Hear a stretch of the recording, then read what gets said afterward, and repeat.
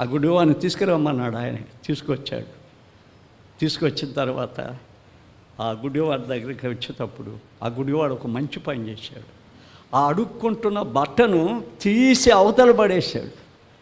ఇక ఇది వద్దు, ఈ భిక్షం వద్దు, ఈ బట్టలు వద్దు, ఈ అడుక్కోవటం వద్దు.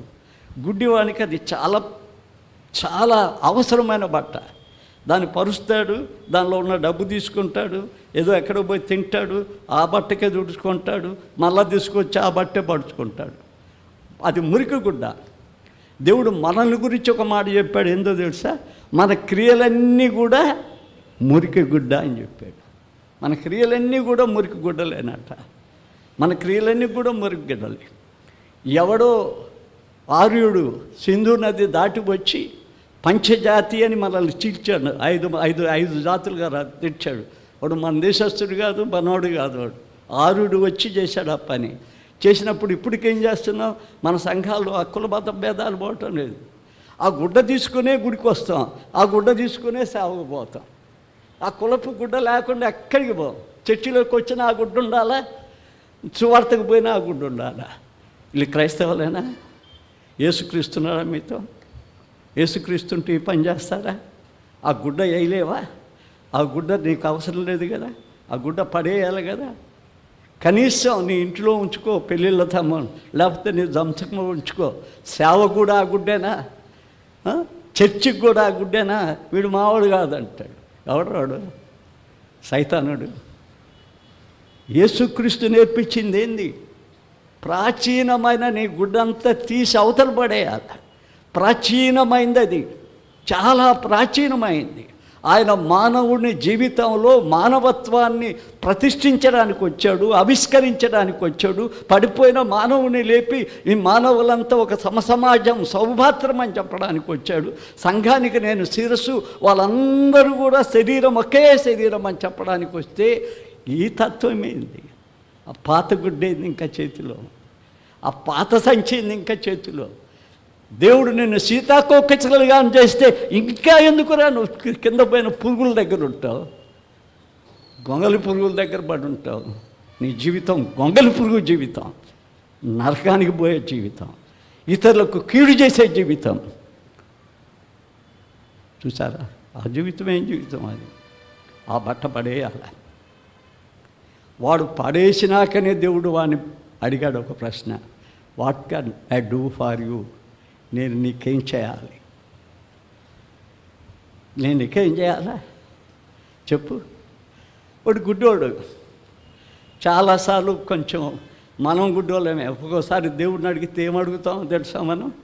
అయ్యో అంతస్తులు అయ్యా, భవనాలు అయ్యా, నా కొడుకు ఒకటి ఉంది, కూతురు ఒకటి ఉంది అని అడుగుతాం. కొంతమంది వాటి కోసం సాడీలు చెప్తారు, దొంగ డబ్బులు దమ్ముతారు, ఏమేమో చేస్తారు, ఎసుకపోరు, కుటుంబాన్ని కూడా నాశనం చేసుకుంటారు. అట్ట అడుక్కుంటాం మనం. వాడు సూటిగా చెప్పాడు, నాకు కళ్ళు లేవు, దృష్టి లేదు, దృష్టి కావాలి నాకు. దృష్టి వస్తే కష్టపడాలి, కానీ వాడు కొడుకునేదే దృష్టి, సౌఖ్యం కోసం కొడుకోవాలి. దృష్టి కొడుకున్నాడు. తనకేది లోటుందో ఆ లోటును తీర్చమని అడిగాడు. చూసారా? తన లోటును తీర్చమని అడిగాడు. నీకు నాకు ఆత్మీయ దృష్టి లేదు. మానవ సమాజాన్ని అంతా ఒకలాగా చూడటం లేదు. మానవ సమాజాన్ని అంతా ఒకలాగా చూడటం లేదు. మన ఇంట్లో తప్పు చేస్తేనేమో కరెక్ట్ అంటాం, బయటోడు తప్పు చేస్తేమో కరెక్ట్ కాదంటాం. ఈ కళ్ళకు దృష్టి లేదు. నీ ఆత్మీయ కళ్ళు మూసుకొని పోయి గుడ్డివాళ్ళమయ్యాం మనం. గుడ్డివాడు క్రైస్తవుడు ఎట్ట అవుతాడు? ఆత్మీయ గుడ్డివాడు. నీ నేత్రాలు నిజాన్ని నిజం చెప్పగలదా? సత్యాన్ని సత్యం చెప్పగలదా? సత్యంగా నడపడానికి ప్రయత్నం చేయగలదా? అది అడుగు ముందు నా చూపు దయచేదేవా. నాలో ఉన్న బలహీనత ఏదో నేను అడుగు.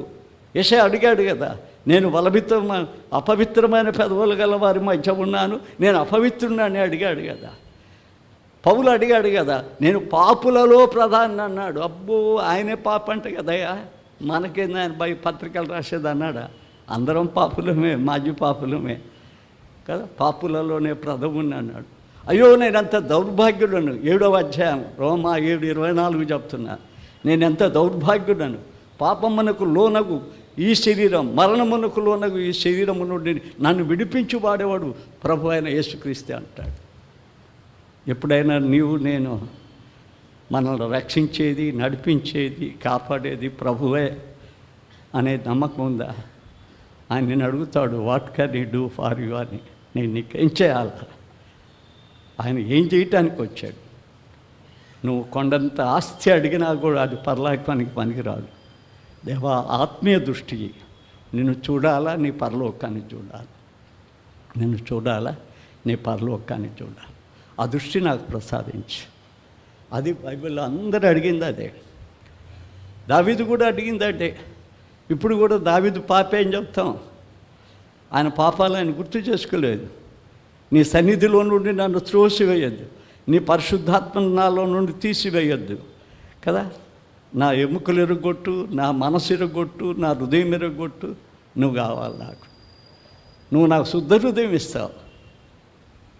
ఎప్పుడన్నా అట్లా అడిగామా? What can I do for అంటే నిజంగా నీలో ఉన్న బలహీనత ఏదో, నాలో ఉన్న బలహీనత ఏదో, నేను కూడా మానవునే కదా, అది డైరెక్ట్గా ప్రభు దగ్గరికి తెచ్చి పెట్టగలుగుతున్నామా?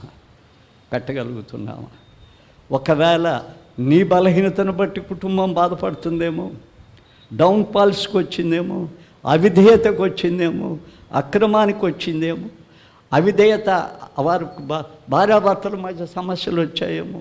ఎప్పుడైనా నీవు అడగగలిగితేవా? వాటికి నేనేంది ప్రభా, నా స్థితి ఏంది, నేను మారాలి కదా, ఒక రూపాంతరం చెందాలి కదా.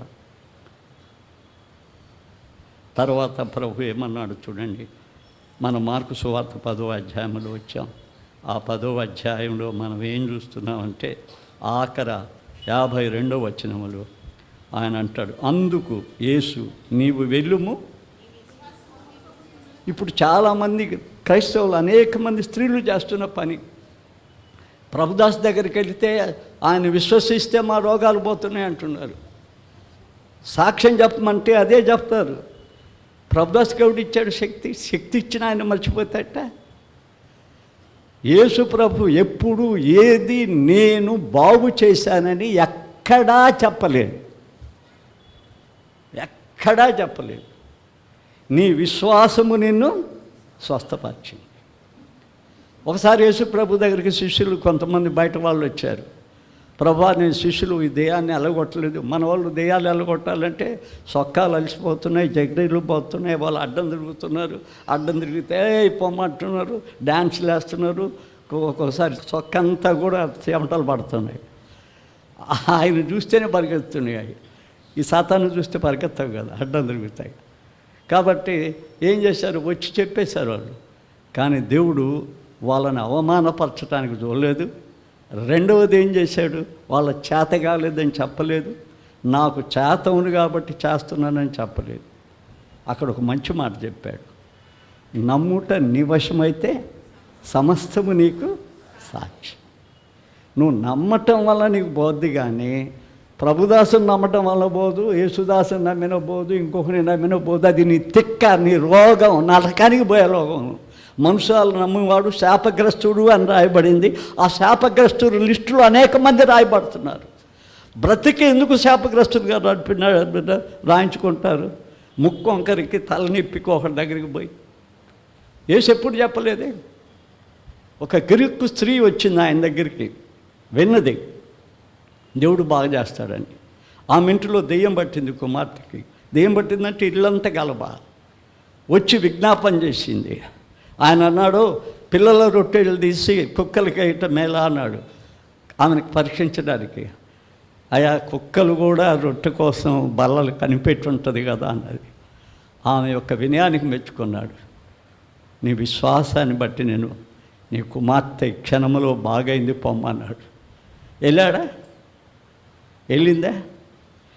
మనమైతే యాండ్ కచ్చిప్ ఇమ్మంటే వాడు యాండ్ కచ్చిప్ అయి లక్షాధికారి అవుతున్నాడు. మనమైతే నూనె ఈ నీళ్ళు ప్రార్థించి అడిగిందా ఆమె? లేకపోతే నీ చొక్కా అడిగిందా? లేకపోతే నీ నీళ్ళు అడిగిందా? నూనె పంచిచ్చిందా? ఏంటి బస్టు ఇవన్నీ తెచ్చేస్తున్నారు క్రైస్తవంలోకి. సాతాను చేసే పని, సాతాను చేసే సత్కార్యాలు, మహత్కార్యాలు, అద్భుత కార్యాలు అయ్యానా? 2వ దశలోనిక 2వ అధ్యాయం 9వ అధ్యాయం ఇంటి దగ్గర 9వ వచనం ఇంటి దగ్గర చూడండి. అది సాతాను చేసే పని. యేసుప్రభు ఎక్కడైనా ఏం చెప్తాడంటే, నీలో విశ్వాసం వచ్చింది, నీవు స్వస్థ పొందావు, నీ విశ్వాసం నేను స్వస్థపరిచింది. ఇక్కడ కూడా ఆయన ఏం చెప్పాడు? నా దగ్గరికి రా, నీ కళ్ళు తాగుతా స్వస్థత వస్తుందనల్లా.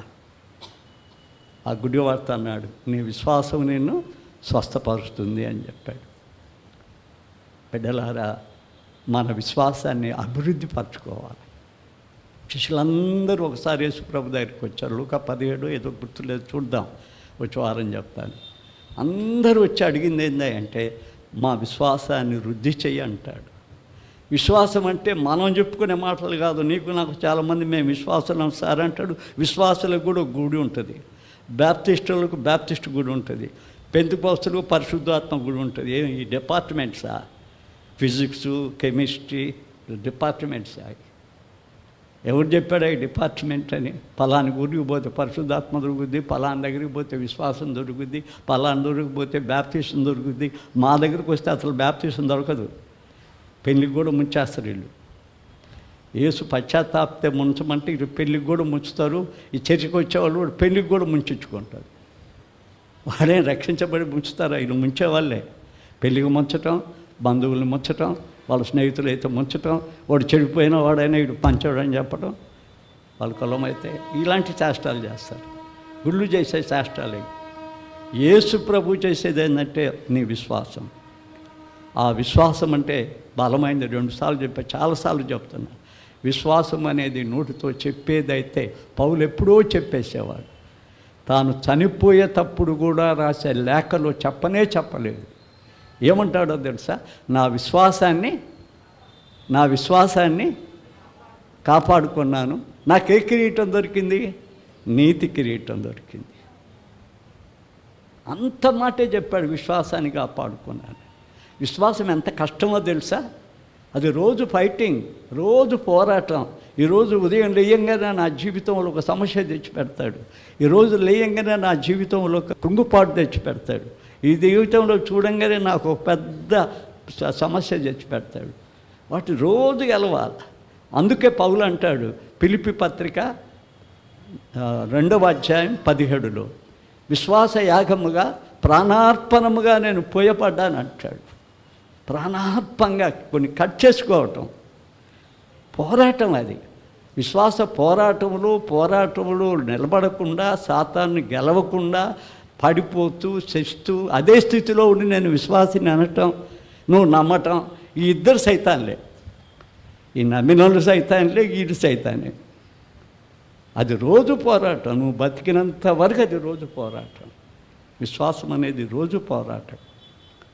అది దేవుడొక్కడే విశ్వాసి అని చెప్పాలా, దేవుడొక్కడే నీతిమంతుడు అని చెప్పాలా, దేవుడొక్కడే యథార్థవంతుడు అని చెప్పాలా.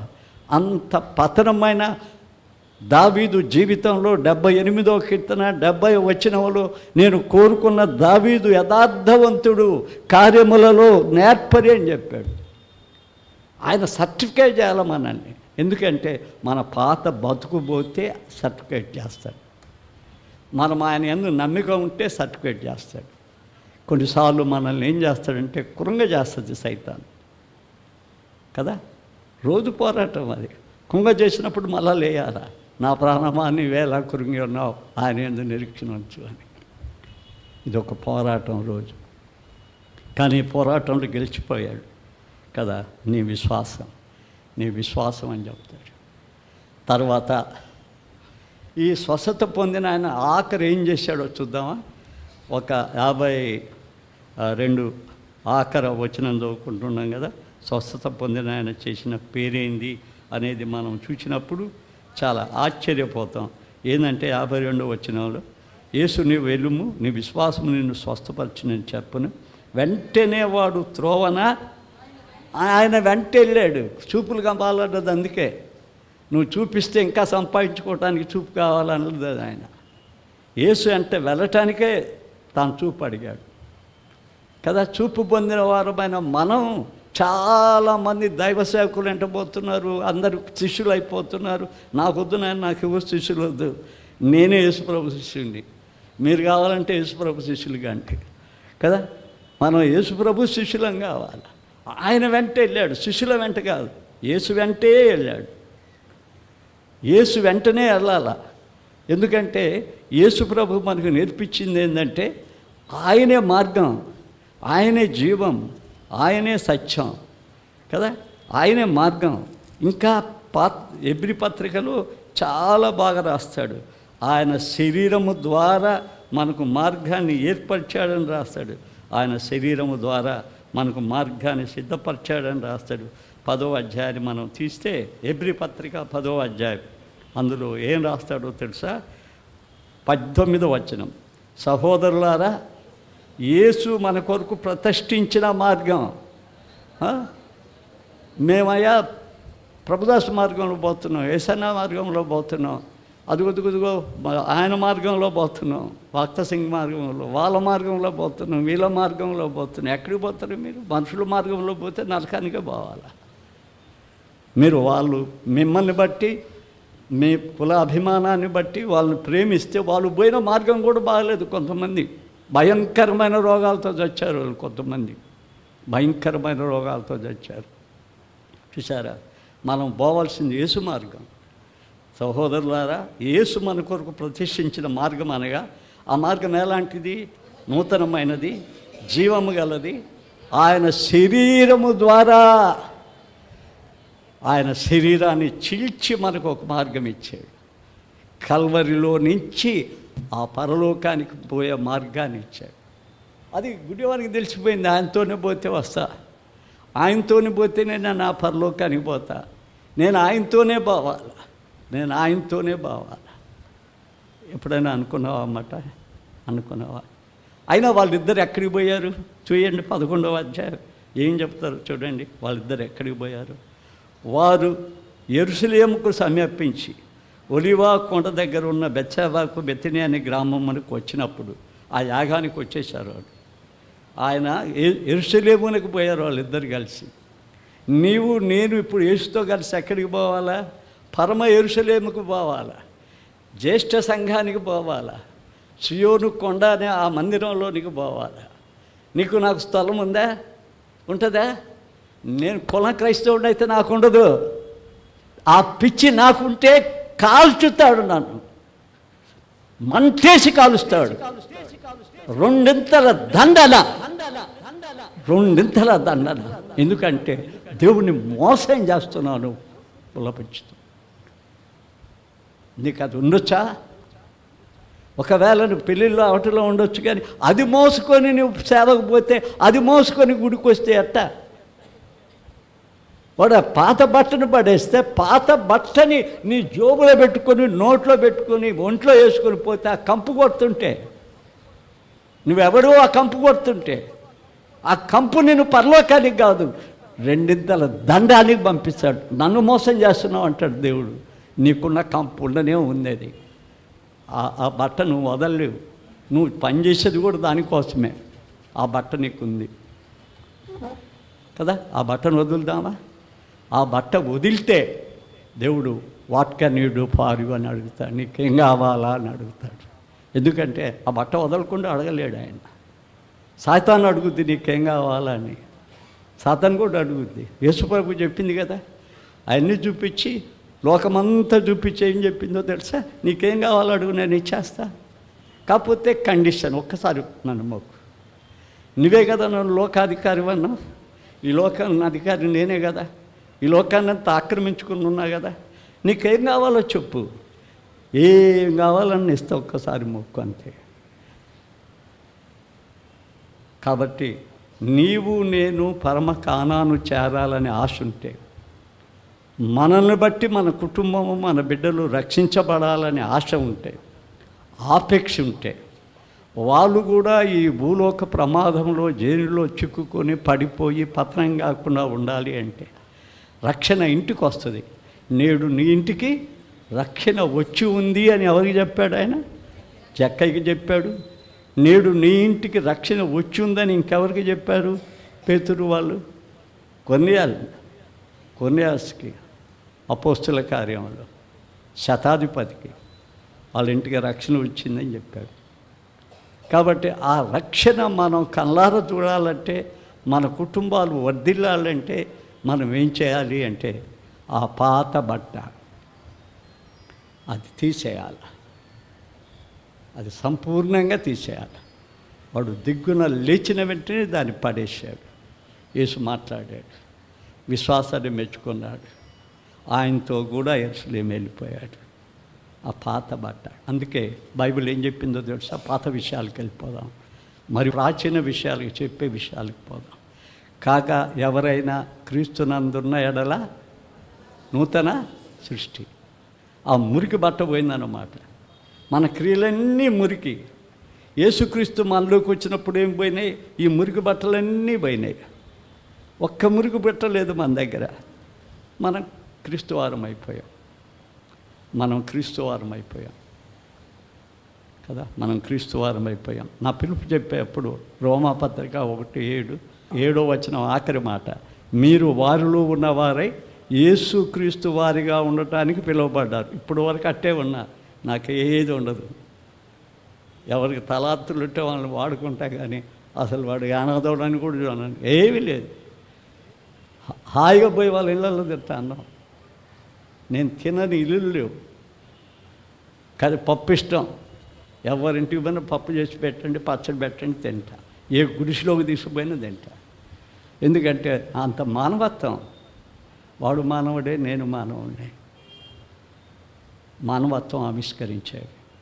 ఆ మానవత్వం లేక నీకు ఒక పాత బట్ట ఏదన్నా దొరికిందంటే గర్వం, అహంకారం, కర్మాభిమానం, మతాభిమానం, దేశాభిమానం. చర్చి కూడా కొంతమందికి విగ్రహం. నాకు విగ్రహం లేదు ఏ చర్చికి వచ్చినా. ఈ చర్చి నా చర్చి కాదు, ఇది ఒక పూటకూలు ఇల్లు నాకు. ఎందుకంటే మంచి సమరేడు ఆ యాత్రికుని తీసుకుని వచ్చి ఒక పూటకూలు ఇంట్లో పెట్టాడు. ఎన్ని దానారాలు ఇచ్చాడు? ఎన్ని దానారాలు? పాత నిబంధన, కొత్త నిబంధన. మళ్ళా వచ్చి ఆయన తీసుకుపోతానంటే నేను ఫస్ట్ సర్వీస్లోనే ఉంటానంటే అట్టా? నేను తీసుకుపోతానని వస్తే నేను ఇక్కడే ఉండాలా, నా జనం ఇక్కడే ఉండాలనుకుంటాట ఓ పూటకి వెళ్ళింది. కాబట్టి ఇదంతా భూలోకంలో మనం ఉన్నదంతా కూడా మనం విడిచిపెట్టవలసిందే. ఈరోజు నువ్వు విడిచిపెట్టకపోయినా ఒకరోజు నీ ప్రాణం నా ప్రాణం పోయేటప్పుడు ఇప్పటికైనా అది విడిచిపెడతాం. మట్టిలోకి పోక ముందే విడిచిపెడితే మహిమలోకి పోతాం. మట్టిలోకి పోయినాక విడిచిపెడితే నరకంలోకి పోతాం. ఆ దీర్ఘమైన సత్యాన్ని గ్రహించాడు ఈ గుడ్డివాడు. నువ్వు నేను గ్రహించామా లేవు? వాట్ కెన్ ఐ డూ అంటే నాకు కన్లిమన్నాడు. కన్లిస్తే మళ్ళీ లోకానికి పోవడానికి కాదు, మళ్ళీ విస్తారంగా నేను సంపాదించుకుంటాను. నేను గుడ్డివాడికి ఏమి సంపాదించుకోలేదు అని కాదు. వాడు కళ్ళు వచ్చి నాకేం చేశాడు? యేసుతో కూడా, ఆయనతో కూడా యెరూషలేమును చేరాడు. ఆ యెరూషలేము దగ్గర ఏం జరుగుతుందో తెలుసా? ఆ బెత్సాదా అనే స్థలంలో నుంచి ఒక గాడిద తేబడుతుంది. ఆ గాడిద మీద ప్రభు ఎక్కుతాడు. ఆ గాడిద పిల్ల మీద యాగంగా అవటానికి యేసు ప్రభు పోతున్నాడు. అందులో ఆయనతో వెళ్ళిపోయాడు. ఆ శిలువ దగ్గరికి పోయాడు, ఆ పునరుద్ధానానికి పోయాడు. ఆయన పరమ యెరూషలేము కూడా పోగలిగాడు. ఇది క్రైస్తవులమైన మనకు దేవుడు మనకు అనుగ్రహించిన గొప్ప భాగ్యం. ఆ భాగ్యంలో మనం ఏం చేయాలి అంటే, ఈ దినం ఆఖరిగా మనం ముగించుకునేటప్పుడు ఒక మాట ముగించుకుందాం. ఒక్కసారి మనం 1 తిమోతి 4:7 చూస్తే ఏముంది అంటే, దైవభక్తి విషయములో నీకు నీవే సాధకము చేసుకొనుము. దైవభక్తి విషయములో నీకు నీవే సాధకముగా చేసుకున్నాము. అది మనం ఈ భూలోకంలో ఉండేటప్పుడు మనం చాలా దాంట్లో మనం ఫార్వర్డ్ అయిపోతున్నాం. సెల్ ఫోన్లు అయిపోతున్నాం, కంప్యూటర్లు అయిపోతున్నాం, ఇంకా ఇవన్నీ కూడా అయిపోతున్నాం. కానీ సమాధికి పోయినాక అవన్నీ పనిచేయవు. సమాధిలో కూడా సెల్ ఫోన్ చూస్తామా? చూడం కదా. వాటిలో ప్రవీణులం అయిపోతున్నాం. కానీ భక్తుడు ఏం చెప్తున్నాడంటే, నీవు దేవుని భక్తి విషయంలో నీకు నీవే సాధనకముగా చేసుకున్నావు. దేవుడు ఆ పని గుడ్డివాడ అక్కడ కూర్చొని కూడా దైవ భక్తిని సాధకం చేసుకున్నాడు. పౌలు కూడా అదే సాధకం చేసుకున్నాడు. కాబట్టే నాకు జీవ కిరీటం ఉంది అంటాడు, నీతి కిరీటం ఉంది అంటాడు. ఆయన నీతి కిరీటం ఉంది అంటాడు. ఒక చిన్న ఉదాహరణ బిడ్డల కోసం, ఒలింపిక్ క్రీడలకు పోతున్న ఒక వ్యక్తి ఏం చేస్తాడు చెప్పు? అతను ఏం చేస్తాడు? ఎంత కష్టపడతాడు?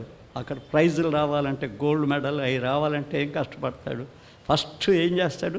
అభ్యాసం చేస్తాడు, డైలీ అభ్యాసం చేస్తాడు. సెకండ్ ఏం చేస్తాడు?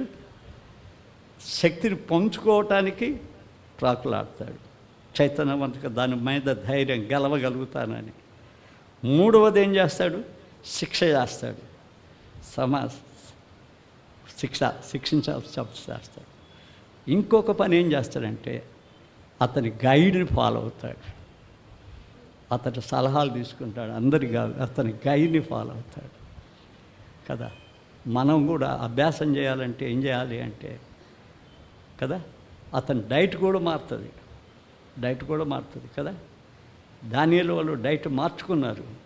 ఆడికి వెళ్ళిపోయినాక వాళ్ళ రాజ్యంలో వెళ్ళిపోక వాళ్ళ తాగుళ్ళు తాగుతా, వాళ్ళ బాటిల్స్ తాగుతా, వాళ్ళ జీవితాలు తాగుతున్నారు వాళ్ళు. ఆడ ఉంటే దేవుడు నా ప్రేమించిన పిల్లలు అన్నాడు ఆయన. దానియేలు నా ప్రియుడు అన్నాడా? దానియేలు నా ప్రియుడు అన్నాడా? వాళ్ళు ఆడికి పోయి రాజ సంబంధమైన భోజనాన్ని కానీ ఆ అవి కానీ వాళ్ళు త్యజించారు. అయినా వారు పోటీలో నిలబడ్డప్పుడు ఈ నలుగురు చాలా బాగున్నారు వాళ్ళందరికంటే. ఏం చేశారు వాళ్ళు? డైటింగ్ కూడా. ఏది తినాలో, ఏది తినకూడదు, ఏది మంచిదో, ఏది మంచిది కాదు. నా ప్రాణమా తిను తాగు సుఖించంటే అట్ట నీ ప్రాణాన్ని పోగొట్టుకోవటమే కదా. వారు కూడా ఏంది? కొచ్చి మాట వింటారు. వాళ్ళు కొచ్చి మాట వింటారు, గైడ్ మాట వింటారు. పరలోకానికి మనకు ఒకే కోచ్ ఉన్నాడు, యేసుప్రభువే పరలోకానికి తీసుకుపోయి. ఆయనే మనకు సలహాలు ఇచ్చేది, ఆయనే మనకు సలహాలు ఇవ్వటానికి గైడ్ రాసింది. పరలోకానికి నీవు నేను పోవాలంటే, నీవు నేను నీతి కిరీటం కావాలన్నా, జీవ కిరీటం కట్టుకోవాలన్నా, మహిమ కిరీటంగా కావాలన్నా, మహా ఆనందభరితమైన కిరీటంగా కలుసుకోవాలన్నా, ఏ కిరీటం కలవాలన్నా ఆ మన కోచ్, మన గైడ్, ఆయన సలహాలు వినాలా, అభ్యసించాలా, గెలవాలి. ఈ గుడివాడిగా ఉండే యేసుని ఎరిగిన గుడివాడు, వాళ్ళందరూ కూడా అతను నజరేయుడని చెప్తే అతను ఏం చెప్తాడు? నజరేయుడని చెప్పడు. దావీదు కుమారుడా యేసు నన్ను కరుణించు అంటాడు. కళ్ళు ముచ్చుకుందామా? ఈ కాకి ఎప్పుడన్నా వేసావా?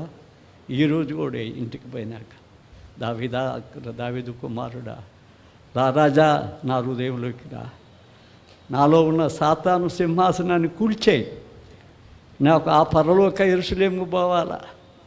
నా అంధకారమైన ఆత్మీయ దృష్టి లేని నా కన్నులకు ఆత్మీయ దృష్టి, నేను ఆ పరలోకానికి చేరే భాగ్యం నాకు దయచేయి. నిన్ను వెంబడిస్తానయ్యా.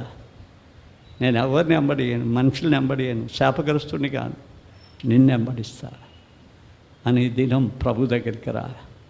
ఆ ప్రభు అయిన యేసు నిన్ను నీ ఇంటిని రక్షించి, ఆయన కాపరిగా ఉండి, ఆయన రక్షకుడిగా ఉండి మిమ్మల్ని అభివృద్ధిపరిచి ఆనందింపచేయును కాక. ప్రార్థన చేసుకుందాం. పరిశుద్ధుడా, నీ పాదాలకు ఎంతో వందనాలు. నీ కనికరమును బట్టి, నీ కృపను బట్టి ఈ దినం మళ్ళా మా గుడ్డివాని జీవితంలోనికి పోవచ్చింది. అతడు ఆత్మీయ జ్ఞానవంతుడైన గుడ్డివాడు, నిన్ను వెంబడించి యెరూషలేము చేరగలిగిన గుడ్డివాడు.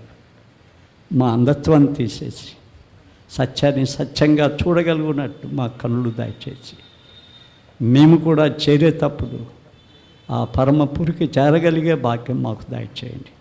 ఇక్కడ చేరిన బిడ్డలందరినీ వారి కుటుంబాలను దీవించండి. అనేకుల మేలు కొరకు వారిని వాడుకోండి.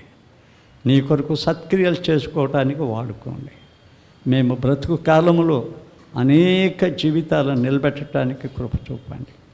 బలహీనుల మట్టివారం తండ్రి, నీ కృపా సింహాసనం దగ్గర జ్ఞాపకం చేసుకున్నామని క్రీస్తు పేర వేడుకుంటున్నాము తండ్రి. ఆమేన్.